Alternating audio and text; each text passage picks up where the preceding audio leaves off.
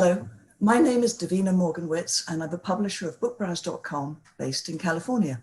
And I'm very happy to be here today to talk to you about book building community through book clubs.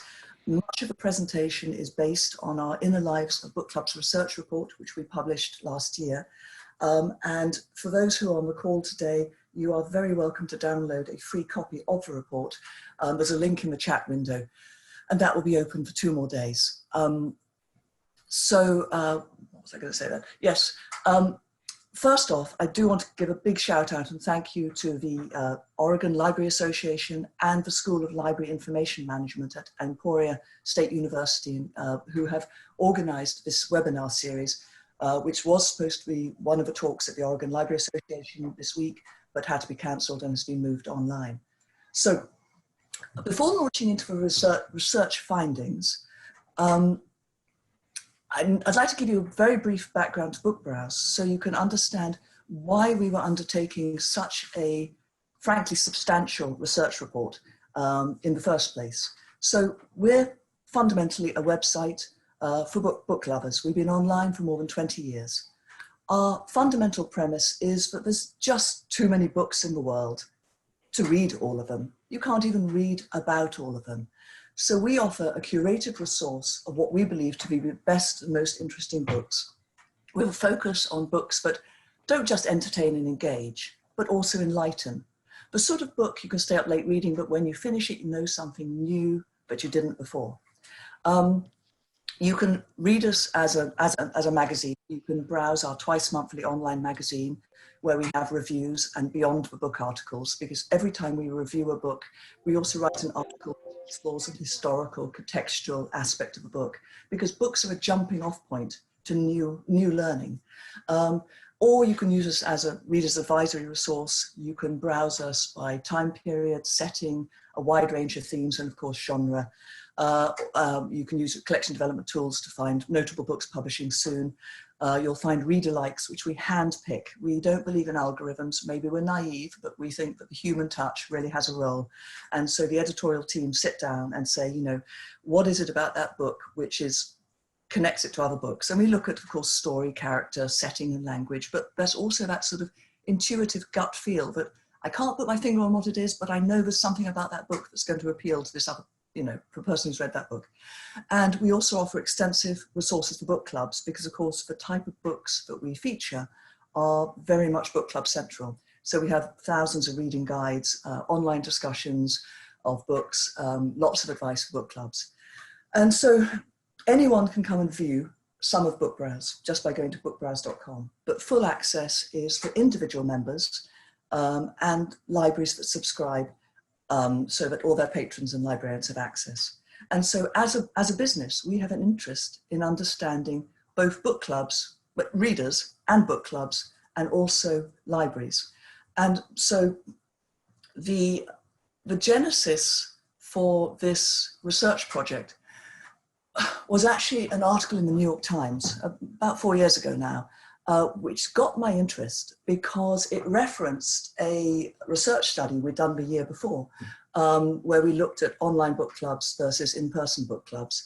And the article opened saying, many people enjoy their book clubs. And I thought, yes, that's true, check.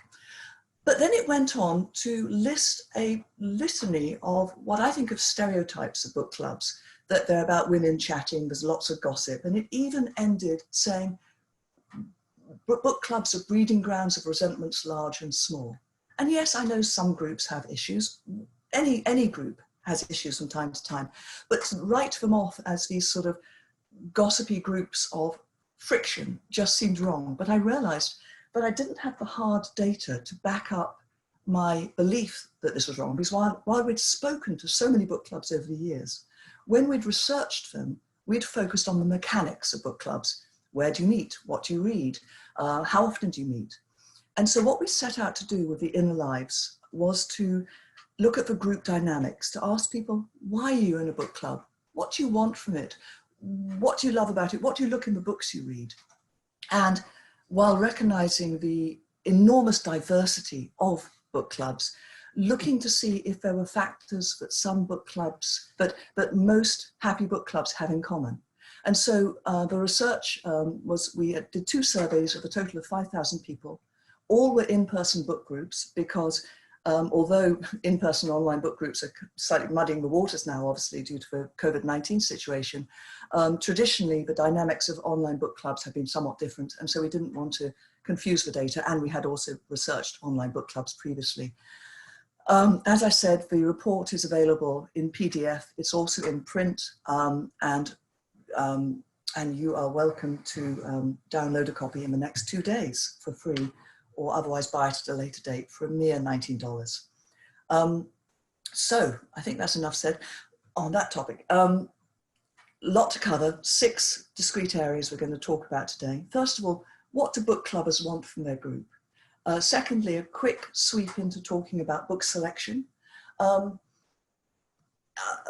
to run multiple book clubs with minimal staff. This is a genius concept I learned from a bookseller at a panel last year, which I'd love to share with you. It's all his ideas.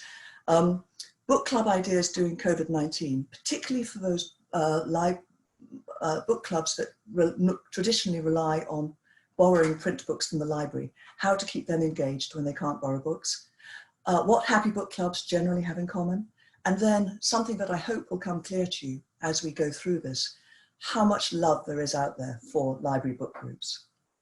So, before telling you what book clubs tell us that they like about their group, let's see what people who are not in groups think of them. So we asked about 500 people who were not in a book club and said they did not want to be in a book club, what they thought of them. And these were all people who read regularly. And a common perception is, oh, they're social groups, they're not serious about the book. As we'll see in a moment, that just doesn't pan out. They're cliquish. I don't want to be long, you know, I'd have to sort of, it's all awkward. It is true that 88% of private book clubs are all women, often not by choice. It's just very difficult to break out of the group that's formed. But in public situations, most of the public groups meet in public libraries. Over half have men, and across the board, they are just more diverse, both in age, sex, and demographics. And that is something that people say they want to be in a book club, say they really value.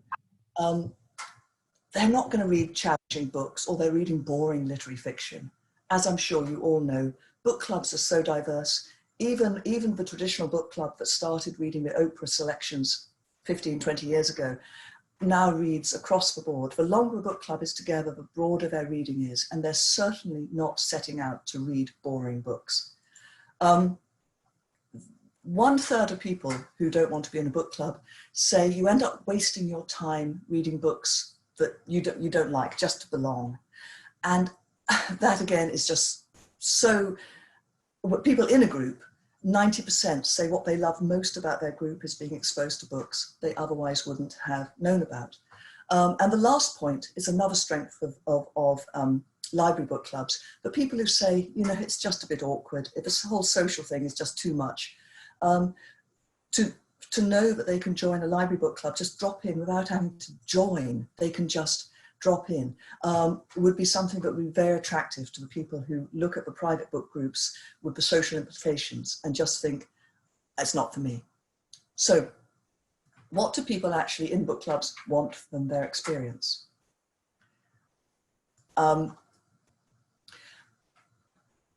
First and foremost, they want to discuss books. Can't emphasize this enough. 84% of book clubs we surveyed talked about their book, spent at least 40 minutes of each meeting focused on discussion.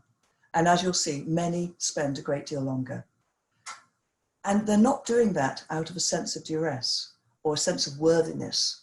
They're doing it because it makes them happy. When we cross-reference discussion time with happiness in a book club, we see clear correlation. And yes, most people we surveyed are happy in their book club. But if you look to the left at the very happy face, and you look at the blue, which is people who discussed for 20 minutes or less, only a little bit over half are very happy in their group. But when you go up to the people who are discussing for over an hour, 81% say they're very happy in their group. And so most public library book clubs spend the majority of their meeting time focused on discussion, and that is something that is what most people want, and we'll come back to talk to that in a moment. One of the ways that book clubs have their long and satisfying discussions is by having facilitators. And here I should step back for a moment to explain the key. My apologies, I should have explained on the earlier chart. Blue is for private book clubs, the green is for public book clubs. That's all public book clubs, but actually when we broke it down to look at just library book clubs, the statistics were unchanged. So I included all public book clubs in here, whether they meet in bookstores or libraries or wherever else. So most book clubs who have a facilitator tend to have more satisfying discussions and longer discussions.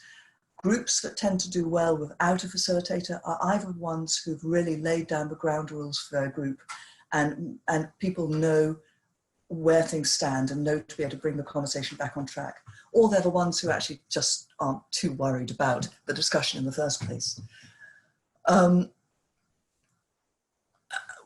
Which leads me on to a little segue. As you saw on the previous chart, in public group book clubs, the facilitator is often the same person, often you. In private groups, it's often rotated. And facilitators can wear an awful lot of hats. In private groups, it's often rotated and it's the person who chose the book. And so it's a burden for 1 month, but then it moves on. If you, as a librarian, are feeling that you are taking on a bit too much with all the roles that a facilitator might be taking on, as you can see in this chart, you might want to think whether there's an opportunity to share some of the load, because when we spoke to book clubs where there was one leader, either the formal or de facto leader of the group, sometimes they felt a little overburdened. And on the other hand, we spoke to some in groups where there was always the same leader who felt they would like to be a little bit more involved. And so maybe not let go of the reins altogether, but there is an opportunity to maybe think about sharing a little bit. So moving back to what people want from their book club, other than discussing books, they want respect for each other's opinions. They want exposure to books I otherwise wouldn't have read. Remember that figure at the beginning where I talked about the perception that people don't want to be in a book club because they'd be forced to read books? That's just so different in the group. And they want to learn from other people's experiences. They also want to feel a sense of belonging. But keep a note on that number. It's actually covered up by my screen, but I think it's 85%. When we move on to the next half of this chart, you can see that a sense of belonging doesn't necessarily mean socializing and personal friendships. It's not that the people who took our survey are antisocial and don't want friends. It's that most people who said it was not important to them simply said it was neutral. Because what they say is that it's through the discussion of the books that they form the connections to people that are so much deeper than the social discussions they would have in a normal circumstance. When you're passing a co-worker and you say, "How are you?" They say, "Fine." How often do you actually get to stay on a topic for an hour or more and really explore it? And that's what they say gives them that long-term social connection. So it's not that it's unimportant, it's just it's secondary to the discussion. Last point on this chart, on this section, food and drink. Hosting, despite what we see in the media, the movies, the books, which is all about book clubs forming around sort of meals and things, only about a quarter of private book clubs actually have a full meal, either a potluck or a hostess cooked meal. All the rest are just having some sort of snack. And in fact, in section 3 of the Inner Lives of Book Clubs report, we actually go into the top 12 most common challenges book clubs face and offer the suggestions from the people we researched of how they've resolved them. And coming at number 12 is actually overly competitive hosting. So as a library, if you're providing no snack or just an occasional snack, if someone chooses to bring one, that's just fine. Moving on from that into book selection. So I think here there is I've just got I think I boiled it down to actually just 2 charts on this section. So I think there's a point here where you, with your reader's advisory hats on, can help patrons, because we researched 13 factors that patrons look for in the books they choose, book clubbers look for. Above all else, it's got to provoke a good conversation, it's got to be well written, and my book club must enjoy it. And then there's a whole laundry list of other factors. It's got to be inspiring, it's got to be controversial. Before we move on to the next screen, keep an eye on that, my book club will enjoy it. It's got to be topical, it's got to be something new to my book club, it's got to be successful with other groups. And so what tends to happen, as most private groups either take it in turns to choose books, or they come to the book club with a recommendation and then people vote on it, is that people play safe. They are very, very keen to choose the book that's topical and different and this, that, and the other. But then they really also want their book club to enjoy it. And these factors kind of outweigh each other, and they end up choosing the book that is perhaps a little bit safer than they should because it's similar to one they've read before and they think their book club will like it. And the result is sometimes a sort of, nah, that was good, but you know, we've kind of discussed those topics before. So, and excuse me if I'm preaching to the choir here, because you're the librarians and I'm merely the person viewing from the outside. When somebody comes to you saying, you know, I want something for my book club, and you say, what does your book club read? And they say, well, we've read a lot of historical fiction. You might want to say, well, we've got great historical fiction choices over there, but have you thought about maybe a narrative non-fiction, and maybe direct them to something else, so long as you can reassure them that it's going to be a good choice for their group. So moving swiftly on to the next section. Multiple book clubs with minimal librarians. As I said, I've stolen this idea from a book talk panel I was on at the Pacific Northwest Booksellers Association last fall. And one of the people on the panel was a bookseller from Tacoma, Washington. And he talked about how, as the one employee in his store, one permanent employee, he runs 12 book clubs. And he does this basically by what I've boiled down here to, he delegates. When someone comes to him and says, you should run a book club on this topic, he says, great, I'll give you the structure, you run it. And he collaborates with the community. He co-sponsors of local groups. He supports individual efforts. He multi-locates. He doesn't try to host all of the groups in the bookstore, depending on what the topic is, and we'll show you the topics in a moment. Some of the groups are in cafes, bars, community centers, and so forth. He experiments. He'll try a new theme. He'll give it 3 or 4 months. If it's not catching on, he doesn't get attached. He just puts it to one side. It goes dormant. The book clubs never die. They just go dormant. So if someone wants to re-engage them later, they can. But what he does do is he promotes them and he brands them all as the book club, as part of the bookstore. And so he will promote them in his calendar, on the website. He writes really compelling descriptions of the book clubs that just make you want to feel, you know, even if I don't want to join this book club long term, I just want to drop in and just see what it's like. And so at the time of the presentation last year, these were the book clubs he had running. And at the bottom, you can see the ones that are currently dormant, which may resurrect. One of the areas that I see missing in this list that might be suitable for a public library book club would be, for example, a group for people who speak English as a second language or people with poor literacy skills. For example, it might be a little bit too much like 5th grade to send people home to read a book, but you could read a short article or a short story in the group. having the librarian read it or somebody who's a competent speaker read it, and then discuss. And maybe I'm just naive, but I do truly believe that if people can hear their own voices and know that their voice is being heard, it can just so totally change their perspective. And I think particularly for people who speak English as a second language, they've come from a country where they could have been leaders in their field, and they arrive in America or in an English-speaking country as almost like amoeba. They have to reinvent themselves, and to have that opportunity to be heard, I just think is, tremendous. Anyway, just a few ideas there. I'm sorry, I'm going to get all weepy. A few ideas here, and we will move on to next section. This is a topic I never thought I'd be talking about, but as soon as this COVID-19 things started up, we were starting to sort of answer emails from people and then writing blog posts about how to take your book club online.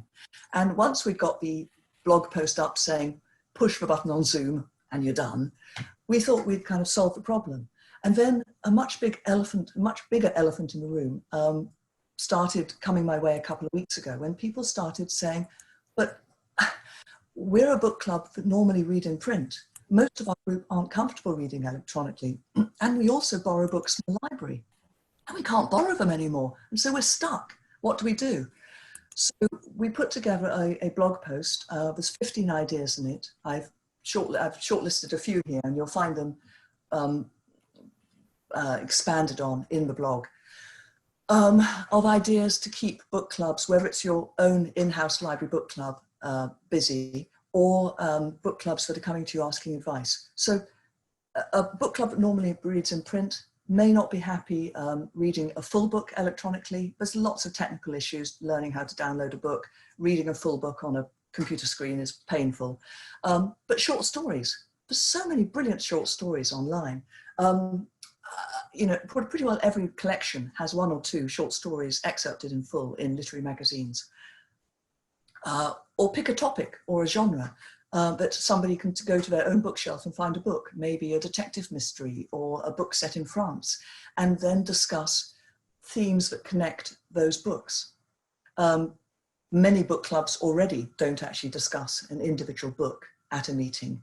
They just focus on sharing what they're reading. So a book club could spend, the book club could spend a meeting simply discussing what they're reading now.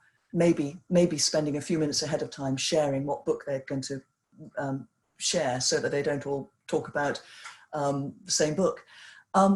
Watch a play. I was just stunned when I found playbill.com online. I didn't know this until I thought, well, why don't we watch plays? Playbill has lists of free recordings of live productions. And I found recordings from Broadway and even from my hometown in England of Chichester, close to my hometown, where they had a recording of Mrs. Harris Goes to Paris, a live theatre recording, which was my favourite book as a child. And to find it in my favourite hometown theatre from 40 years ago was just wonderful. So read a play and then come and discuss it.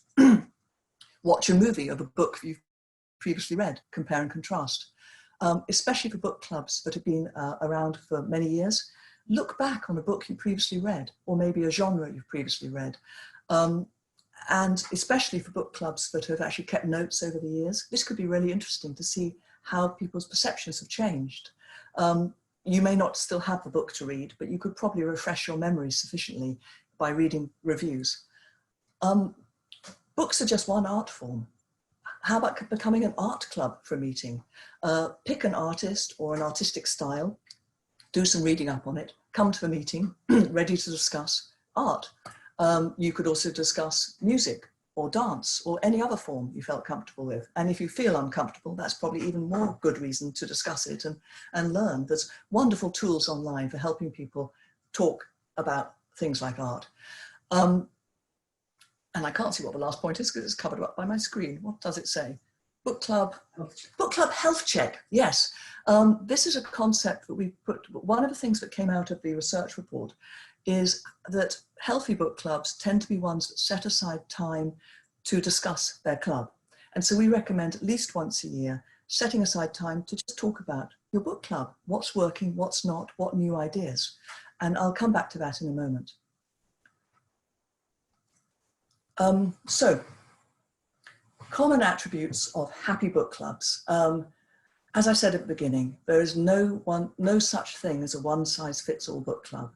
There are such diversity, but there are factors that come out through the research as things that most happy groups have in common. The first is that they agree the fundamentals. They set expectations. If a book club chooses to be a group that really is a book club in name only and is mainly a social group, that's just fine. It's a perfectly valid book club. But what's not going to work is if one person in the group thinks that the group is going to be about solid, focused discussion, and another person in the group wants it to be catching up on local gossip on their one night out a month.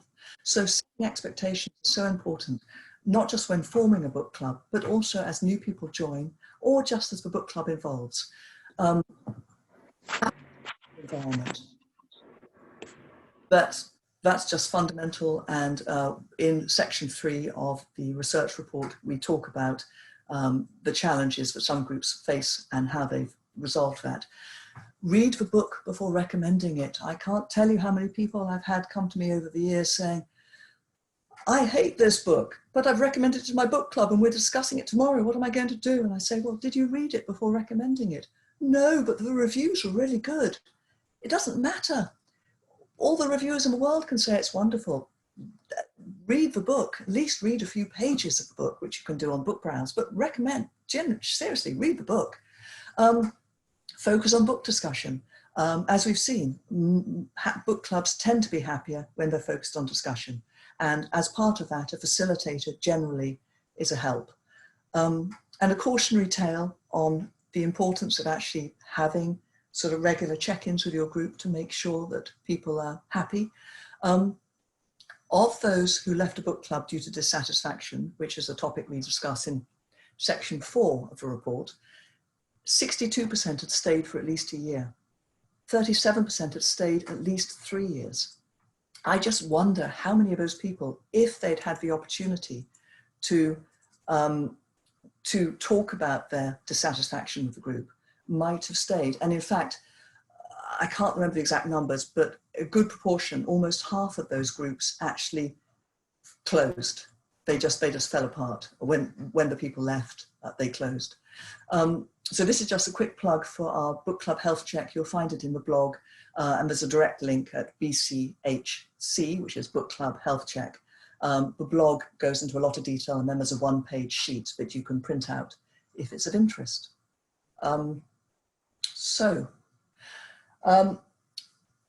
Moving on to so much love for library book clubs. I could show you a dozen charts, but they basically all say the same thing.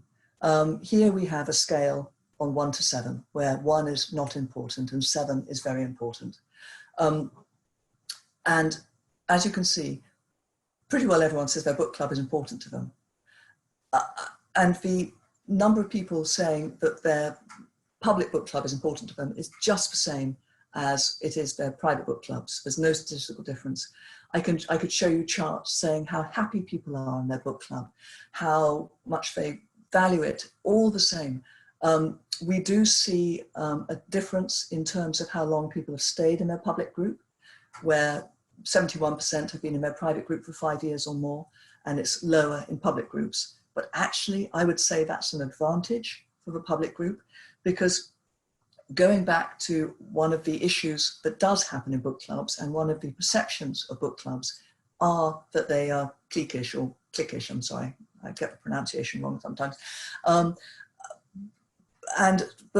the turnover in the public groups is actually a help to the conversation. And to answer somebody who I just saw that the best discussions come from hated books. Yes, you're right. A book club that's hated, a book that is hated can produce great discussions. but equally you don't want to be the person who's recommended the book that everyone in the book group hates and they're still complaining about years later. So yes, while it might have created a good discussion, I still wouldn't want to be responsible for the book that bombed in my group, going back to the point about reading the book before recommending it. So these are some of the things. I could pull out hundreds, even thousands of comments of what people tell us they love about their public library book club. You know, they meet interesting people. It's so important for their mental health. It gives them it just helps them in their lives. And when we ask people who are not currently in a book club, but would like to be, what they'd like their group to be like, they say, this is basically, to me, describes a public book club. 50% prefer a public location, 20% online, and they're certainly getting their wish now. They want diversity. That's what the public group offers over private groups. They want to focus on discussion. That's what the public group offers over the private group. And they want food and drink to be low key. So if there's all these people out there who say they would like to be in a book club but aren't, why aren't they? Well, about 40%, 39, say, when the children leave home, when I retire, I'll join a book club then, I just don't have time. And actually we see the percentage of readers who are in book clubs tick up at the time when children generally leave home, and again at retirement age. The rest either don't know of any book clubs to join or don't want to be a part of any book clubs they know about. And so I think there's a huge opportunity out there for you to shout from the rooftops about your book clubs, because there is so much love out there for public library groups. And at the risk of sounding sappy, you know, on behalf of the 5,000 people who took our survey and I can't remember, a couple of thousand of those who are in a public group, thank you for everything you do. People are so grateful to you and they are so happy in their group and it is so important to them. And that is the end of the formal presentation. Opening up for questions now. I think we've actually got quite a long time for questions, possibly 15 minutes if I got my time right. So how am I going to get questions? Have you got questions to feed me? No, screen.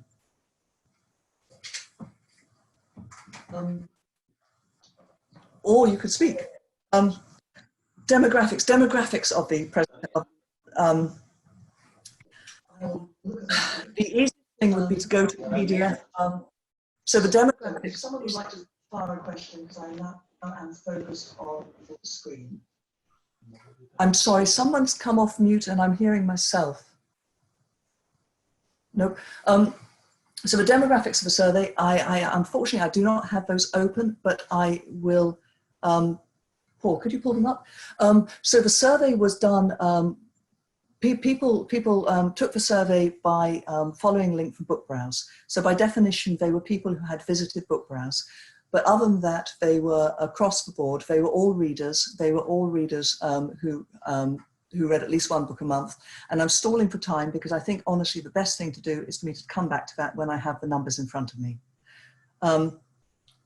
How do you get the husband and wife team reading the same book? I'm not quite sure. Oh, recommendations for running a book club with younger readers. Go to our, on BookBrowse, we have a section. Let me come off my screen and see if I can get out of this and get to BookBrowse. We have a section in BookBrowse where we interview book clubs. And there we have introduced, we've interviewed a number of book clubs over the years, including here. If you go to book club interviews, you'll find a wonderful book club with a library which focuses on middle schoolers. So I see a lot of questions going back and forth between people in the discussion, but unfortunately these aren't questions that for me, and so I'm wondering what questions for me that I can answer. Do you have any recommendation for team? can you talk about only reading books that have been read ahead of time? My concern is that my group only reads books I've already read, then will essentially only read what I've read and liked. Well, I would say to ES, the point is that if you're always choosing the books, the role, perhaps share the role amongst the group so that everyone in the group gets to choose the books, and then and then everyone gets a chance to express their what they like. Maybe you could take recommendations, but maybe you could set aside a meeting. The average book club, so 40% of book clubs choose their books at least 4 months ahead. So, you know, you could sit down with your group and agree a schedule for 6 months ahead, and then everyone could have a say.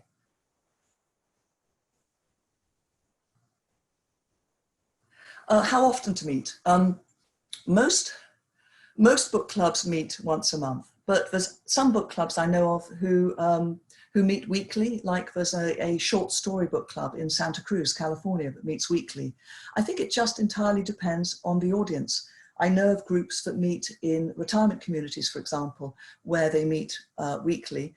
I know of some groups that meet quarterly. In fact, I was on a interview with the BBC a couple of months ago, where the other person on the call was running a book club that I think met quarterly, and they were taking on really meaty books, and they met quarterly because they wanted to have time to read other things in between, but also time to take on really big books. So it just depends. The majority of book clubs, I would say 80% or so, are reading one book a month, maybe taking a month off in the summer.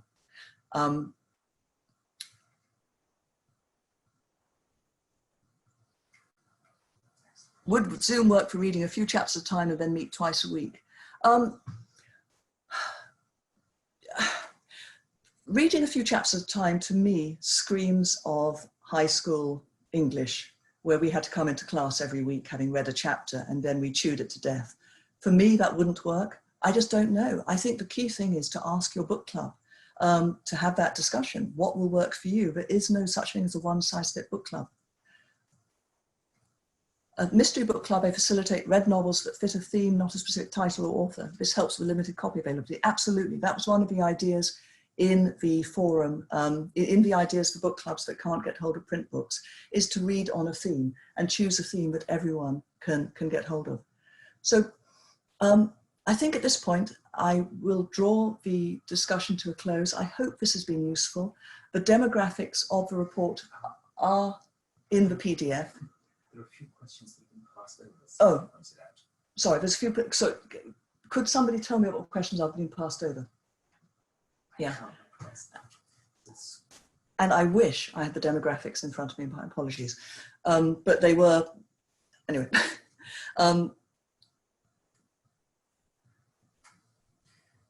Do most book clubs read everything, or are they more genre related or only fiction, non-fiction? Most book clubs read a variety. Most book clubs, this is a chart you'll find in the report, most book clubs are reading mostly fiction, but only less than 10% never read non-fiction. And many are reading far broader. One chart that I took out of the presentation, I probably should have left in, is talking about book bags in libraries. And only 5%, about half of book clubs that meet in libraries use book bags most of the time, but only 5% of private book clubs use them. And when we asked people why they don't, this is the book club in a bag kids, why they don't, one of the things they said, well, one thing they said, they didn't know they existed. And of course, they may not exist in their library, but I think they certainly exist in more than 5% of libraries, was that the book choices were too simplistic. They weren't challenging enough. So I think that there's more demand out there for more challenging books than maybe some than maybe some libraries are realizing.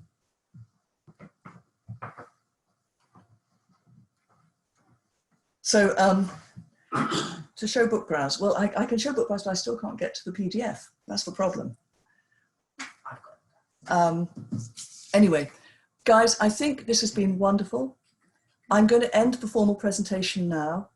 If anyone wants to stay on the line, I'm happy to keep answering questions. But for now, thank you very much to everyone. Thank you to the School of Library Information Management at Emporia State University and to the Oregon Library Association. And thank you to all of you librarians for the wonderful things you do. Goodbye.